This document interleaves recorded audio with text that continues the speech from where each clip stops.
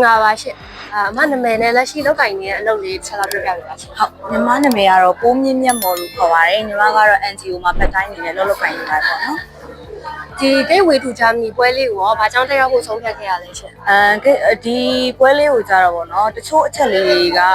ညီမအနေနဲ့ပေါ့နော် online မှာလေ့လာပေးမယ်လေမသိရတာလေးရှိရဲဒါလေးတွေကိုလည်းပြည့်စုံလေးသိချင်သွားတဲ့အတွက်ဒီပွဲလေးကိုတက်ရောက်ဖြစ်တာဖြစ်ပါတယ်ရှင်ဒီ seminar ကနေပြီးတော့အမအတွက်အထောက်အကူဖြစ်တဲ့ဘယ်ချက်လက်လေးရရှိခဲ့ရမျိုးရှိလဲရှင်ဒီပွဲကနေပြီးတော့ပေါ့နော်ညီမတချို့ဟာလေးလုပ်နေရတော့ရှိရဲပေါ့နော်ဒီ channel နဲ့ပတ်သက်ပြီးတော့ဒါပေမဲ့ဒီပွဲကနေပြီးတော့ဒီမှာဘာသာစကားကိုနှစ်နဲ့မဟုတ်ဘဲနေပေါ့နော်မျိုး၄လတို့6လတို့နဲ့ဒီဘာသာစကားတစ်ခုတက်ရောက်နိုင်တယ်ဆိုတဲ့အချက်လေးတော့သိသွားရပေါ့နော်ဒီပွဲလေးတက်ရောက်ပြီးတဲ့အခါမှာဂျာမနီသွားမယ်ဆိုတဲ့ဆုံးဖြတ်ချက်ကပို့ပြီးတော့ခိုင်မာသွားမျိုးရှိလားရှင်ဟုတ်ဒါလေးတက်ပြီးရတဲ့အခါကျတော့ပေါ့နော်ကိုယ့်အတွက်အခွင့်အလမ်းရမ်းများတယ်ဒီ Australia နဲ့ပတ်သက်ပြီးတော့ပေါ့နော်လုပ်ချင်တဲ့အခါဆိုလို့ရှိရင်လည်းဒီကနေပြီးတော့အကြံဉာဏ်တွေယူလို့ရတယ်ဆိုတဲ့အတွက်ပေါ့နော်ဒါပို့ပြီးတော့တေချာတဲ့ချိန်လေးတော့ဖြစ်သွားရပေါ့နော်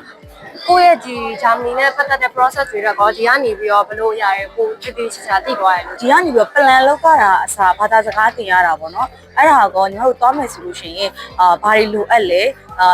ဒီပေါ့နော် econ နဲ့ဘာတွေထောက်ပံ့ပေးနိုင်လဲဘာတွေလုပ်ပေးနိုင်လဲဆိုတာတွေဒါတွေကစသိသွားတယ်ဂျာမနီစိတ်ဝင်စားနေတဲ့လူငယ်တွေအတွက်ကောဒီဂိတ်ဝေထူဂျာမနီလိုမျိုး seminar လေးတွေကိုအကြံပြုချင်ပါလားရှင်ဟုတ်အကြံပြုချင်ပါတယ်ညီမတို့ဆိုလဲရှိရင်လည်းဒီပေါ့နော် line ပေါ်ကနေပဲဖြစ်ဖြစ်ဒီ YouTube တွေဖြစ်လေ့လာတဲ့အခါမှာတချို့သိချင်တာလေးမေးချင်တာလေးပေါ့နော်ဒါတွေကြတော့ညီမတို့ကone way ပုံစံနဲ့အများကြီးလေ့လာနေရဖြစ်တဲ့အတွက်မသိရလေးရှိရယ်ဒီလိုပွဲလေးတက်တဲ့ခါမှာဒီဆရာကြီးဆရာမတွေနဲ့ပြန်လည်ဆွေးနွေးတဲ့ခါမှာကိုသိချင်တာလေးတွေသိရတယ်ပေါ့နော်အဲ့အတွက်ကြောင့်ဒီပွဲလေးတွေတက်ဖို့အကြံပေးချင်ပါတယ်